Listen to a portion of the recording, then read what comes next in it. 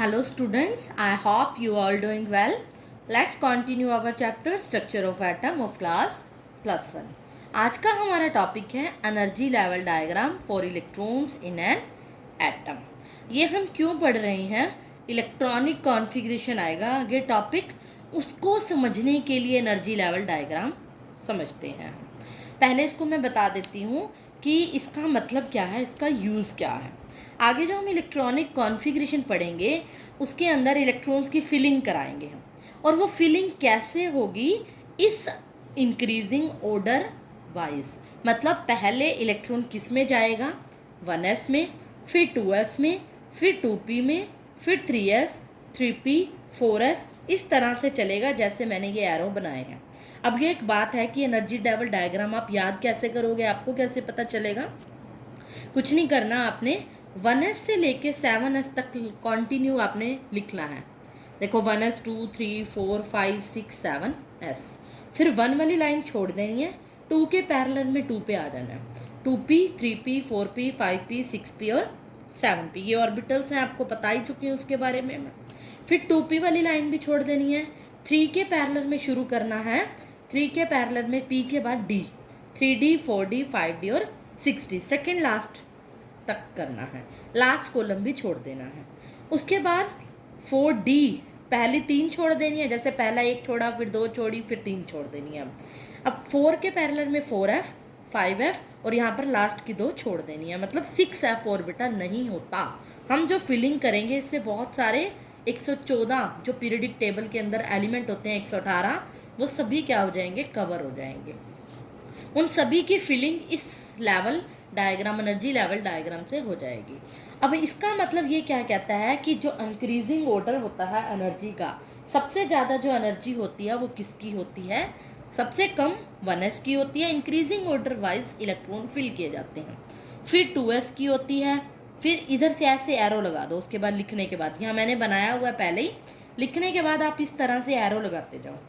2s के बाद यहाँ से शुरू हो 2p और फिर 3s, 2p और 3s, फिर अगली लाइन में 3p और 4s, फिर इस लाइन में आ जाओ 3d 4p और 5s। ये क्या है, इस तरह से रो बन गई। अगली रो में आओ 4d 5p और 6s up to so on, इस तरह से ये 7p तक चलेगा। मतलब जो एनर्जी का वो होता है, ऑर्डर होता है, इंक्रीजिंग ऑर्डर, वो इस तरह से होता है। मतलब जब भी आप इलेक्ट्रॉनिक कॉन्फ़िगरेशन करोगे तो पहले इलेक्ट्रॉन 1s में फिल करोगे, फिर 2s, फिर 2p, फिर 3s, इस तरह से चलेगा। Is that clear? अब हमने क्या करना है, इलेक्ट्रॉनिक कॉन्फ़िगरेशन को समझाने के लिए पहले 3 साइंटिस्ट ने क्या दिए थे, प्रिंसिपल दिए थे। पहले मैं आज आपको वो प्रिंसिपल क्लियर करूँगी, फिर सिंपल सी इलेक्ट्रॉनिक कॉन्फ़िगरेशन बताऊँगी, फिर उसके बाद अगले बार में मैं आपको इलेक्ट्रॉनिक कॉन्फ़िगरेशन बताऊंगी कैसे होती है। पहले इन तीनों रूल को समझोगे, आज रूल माइंड में रखोगे। कई बार कुछ क्वेश्चन रूल पे भी आ जाता है कि वो प्रिंसिपल क्या होता है, और आपको कॉन्फ़िगरेशन में तो इसका यूज़ होगा ही होगा। ये रूल क्या कहता है? कहता है in the ground state of the atom orbitals are filled in the order of increasing energy. कहता है कि जो ऑर्बिटल्स फिल होंगे वो एनर्जी के इंक्रीजिंग ऑर्डर के फॉर्म में फिल होंगे। मीन्स कोई भी इलेक्ट्रॉन है जो फिल होगा ऑर्बिटल्स के अंदर, वो इंक्रीजिंग ऑर्डर की एनर्जी के फॉर्म में फिल होगा। जैसे मैं आपको एक एग्जांपल देती हूँ कॉन्फ़िगरेशन जब मैं बताऊँगी। मान लो मैंने कहा कि बेरिलियम है जिसका एटॉमिक नंबर आपको पता है 4 होता है, उसकी आपने क्या करनी है, कॉन्फ़िगरेशन करनी है। तो आप पहले इलेक्ट्रॉन किस में फिल करोगे? 4 इलेक्ट्रॉन फिल करने हैं, क्योंकि एटॉमिक नंबर क्या है, 4, नंबर ऑफ इलेक्ट्रॉन्स क्या होंगे, 4। तो ये कहता है इस रूल को फॉलो करेगी कॉन्फ़िगरेशन। पहले हमें पता है ऑर्डर कौन सा है, 1s फिर 2s आता है। पहले 1s को पूरा फिल करोगे। 1s के अंदर कितने, s के अंदर कितने ऑर्बिटल आते हैं, क्वांटम नंबर में मैंने बताया था आपको, s के अंदर मैक्सिमम 2 ही इलेक्ट्रॉन आते हैं। 1s पूरा फिल हो गया। अब 2s पे जाओ, 2s में कितने इलेक्ट्रॉन फिल होंगे, 2। ये भी है तो 2 ही, 2 और 2 कितने हो गए, 4 इलेक्ट्रॉन। तो इस तरह से कॉन्फ़िगरेशन है। कॉन्फ़िगरेशन की डिटेल मैं बाद में बताऊंगी, एक बार मैंने वो प्रिंसिपल को फोकस किया है। मतलब पहले आप इस ऑर्डर को फॉलो करते हुए इलेक्ट्रॉन की फिलिंग करोगे, पहले इसमें इलेक्ट्रॉन जाएगा, फिर इसमें, फिर इसमें, फिर इसमें, तो ऑर्डर ये कहता है। एक इसके अंदर हम पढ़ते हैं बोहर बूरे रूल भी पढ़ते हैं, इसी के ऑफबो के अंदर ही दिया गया था ये बोहर ब्यूरेस रूल। इसने क्या कहा था, या इसको n+l रूल भी कहते हैं।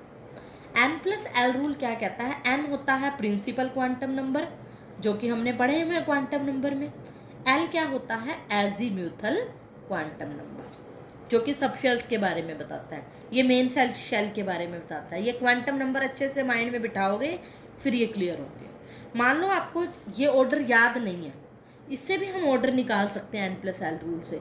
मान लो आपको ये पता है 2s ऑर्बिटल और 2p ऑर्बिटल में कंफ्यूजन हो रही है कि इलेक्ट्रॉन पहले किस में फिल करोगे, तो n+l रूल लगाओ दोनों में। जब मैं 2s ऑर्बिटल के ऊपर n+l रूल लगाती हूँ तो n क्या है उसके अंदर, n क्या होता है आगे वाला नंबर, n की वैल्यू 2, और s ऑर्बिटल के लिए l की वैल्यू क्या होती है 0। मैंने बताया था l 0 1 2 3, तो orbital s p d f, ये मैंने एजीम्यूथल क्वांटम नंबर के अंदर बताया था।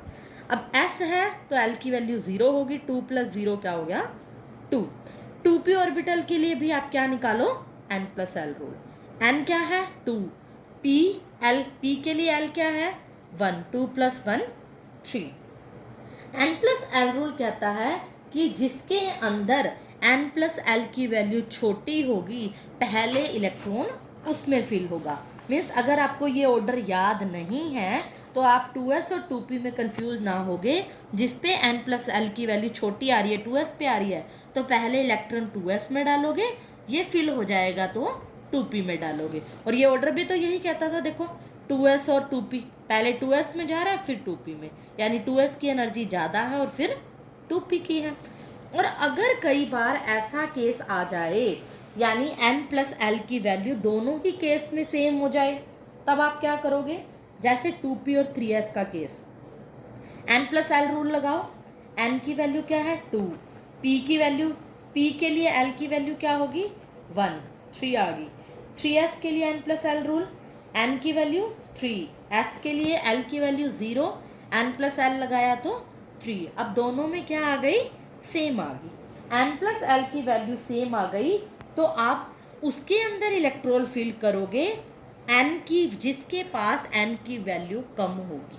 अब इन दोनों में n की वैल्यू किस में कम है, 2p में। n अगर दोनों में n+l रूल सेम आ रहा है तो इलेक्ट्रॉन उसमें फिल होगा जिसकी n की वैल्यू कम होगी।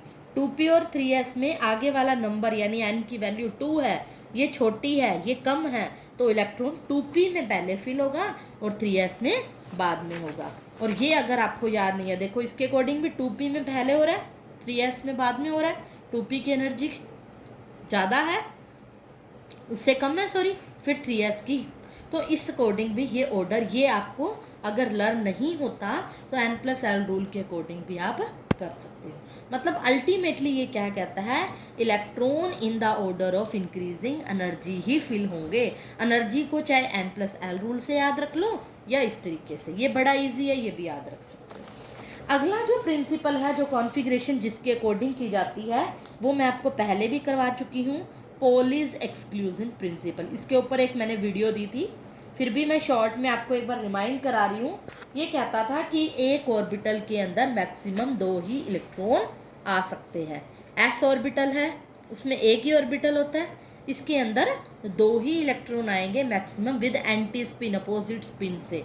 पी ऑर्बिटल है तो एक ऑर्बिटल के अंदर 2 ही आएंगे, एक के अंदर 2, पी के 3 होते हैं और 3 के अंदर 6 अपोजिट स्पिन के साथ आएंगे, एक क्लॉकवाइज और एक एंटी क्लॉकवाइज। इसके लिए आप मेरी पोली एक्सक्लूसिव प्रिंसिपल वाली वीडियो देखोगे। जो लास्ट प्रिंसिपल है जिसको फॉलो करता है इलेक्ट्रॉनिक कॉन्फ़िगरेशन, वो है hunts rule of maximum multiplicity. ये क्या कहता है, नाम से ही पता चल रहा है, मैक्सिमम मल्टीप्लिसिटी मतलब मल्टीपल, डबल। ये कहता है कि electron pairing will not take place. इसका ये कहना है कि इलेक्ट्रॉन की पेयरिंग नहीं होगी इन ऑर्बिटल्स ऑफ सेम एनर्जी। अगर कोई ऑर्बिटल ऐसे हैं जिसकी एनर्जी सेम है तो उनके अंदर इलेक्ट्रॉन की पेयरिंग नहीं होगी। कब तक नहीं होगी? Until each orbital is singly field. जब तक एक ऑर्बिटल सिंगल फिल्ड नहीं हो जाता उसको हम पेयरिंग स्टार्ट नहीं करेंगे। अब इसका क्या मतलब है देखो, मतलब मान लो S में मैंने इलेक्ट्रॉन फिल कर दिए, उसके बाद मैं P में इलेक्ट्रॉन फिल कर रही हूँ, मुझे पता है P में कितने आते हैं ऑर्बिटल, 3 होते हैं। ये बातें मैं आपको क्वांटम नंबर्स की डिटेल में बता चुकी हूँ कि P में कितने ऑर्बिटल होंगे, PX, PY, PZ। शेप्स बताई थी मैंने, D में बताया था DXY, DYZ 5 होते हैं, इस तरह से शेप्स बताई थी ना, तो उसमें मैंने बताया था। ये कहता है अब ये सारे जो होते हैं ना, P है जैसे P के अंदर ही है, ये P के ही पार्ट है ना, PX, PY, PZ, ये P ऑर्बिटल है। अब ये जो ऑर्बिटल होते हैं ना, इसको हम बोलते हैं डीजेनरेट ऑर्बिटल्स। डीजेनरेट ऑर्बिटल्स का मतलब होता है जिसकी एनर्जी सेम होती है। कई बार क्वेश्चन पूछ लेता है व्हाट आर डीजेनरेट ऑर्बिटल, कौन से ऑर्बिटल जिनकी एनर्जी सेम है। अब P ऑर्बिटल तो अपने आप में तब पूरा होगा ना जब ये तीनों ऑर्बिटल होंगे, तो इस तीनों की एनर्जी सेम होती है।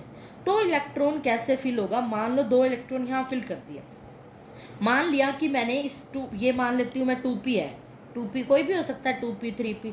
मान लो मैंने 2p के अंदर 3 इलेक्ट्रॉन फिल करने हैं, तो वो कैसे होंगे?